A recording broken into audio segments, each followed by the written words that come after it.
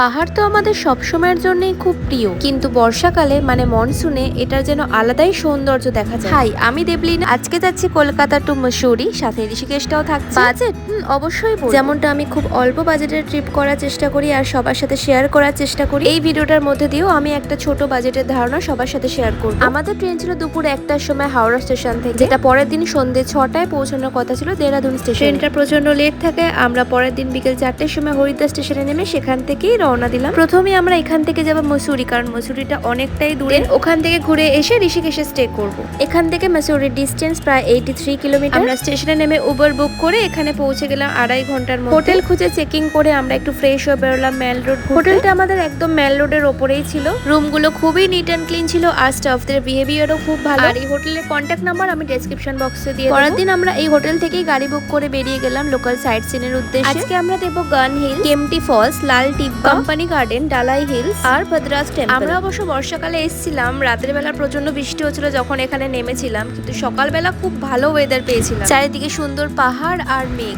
আকাশটা খুবই অসাধারণ লাগছিল। আজকে পুরো দিনটাই আমরা মসুরি ঘুরে দেখব। হয়তো মনে ছিল কারণ এখানে কখন বৃষ্টি নামছে কখন রোদ্দুর উঠছে কিচ্ছু বোঝা যাচ্ছে না। এইখানে ওপর থেকে যে টপ ভিউটা আমরা পেয়েছিলাম সেটা সবার সাথে শেয়ার করলাম। এরপর পিস প্যাগোটা দেখে নেব। এখান থেকে বেরিয়ে এবার আমরা যাব কোম্পানি গার্ডেনের উদ্দেশ্যে। পাহাড়ি অঞ্চলের রাস্তা তো খুব সুন্দর সবাই জানে, আর মনসুনে এই রাস্তাগুলো আরো সুন্দর হয়ে ওঠে। যারা নেচার ভালোবাসো তারা অবশ্যই আসো, তাদের খুব ভালো লাগবে এই জায়গাটা। বর্ষাকালে তো তোমরা জানোই ফলস গুলো আরো সুন্দরভাবে দেখা যায়। কোম্পানি গার্ডেনটা ঘুরতে অনেকটা টাইম লাগে, তাই হাতে সময় নেই। এবার এখান থেকে বেরিয়ে আমরা আমাদের রুম ব্যাক করব এবং সেখান থেকে যাব গান হিলস এর উদ্দেশ্যে। গাড়িটা আমরা হোটেলের সামনেই ছেড়ে দেবো আর একটু ফ্রেশ হয়ে লাঞ্চ করে বেরিয়ে যাব গান হিলস এর জন্য। এখানে তোমরা উবার র্যাপিডো সবকিছুই করতে পারো ইজিলি। তোমরা এখানে সব জায়গাতেই ক্যাব অ্যাভেলেবেল পেয়ে যাবে। গান হিলস এর ডিস্টেন্স মেল রোড থেকে প্রায় 1.9 কিলোমিটার। ওয়াকিং করে তোমরা রোপওয়ে নিয়েও যেতে পারো, কিন্তু আমরা ট্রেক করেই উঠেছিলাম। আমাদের ওই 1.9 কিলোমিটার লেগেছিল প্রায় 40 থেকে 45 মিনিট। আর এখানে ওঠার পর যে ভিউটা আমরা পেলাম, সন্ধ্যা হয়ে আসছিল, তাই ঘুরে আমরা রুম ব্যাক। পরের দিন সকালবেলা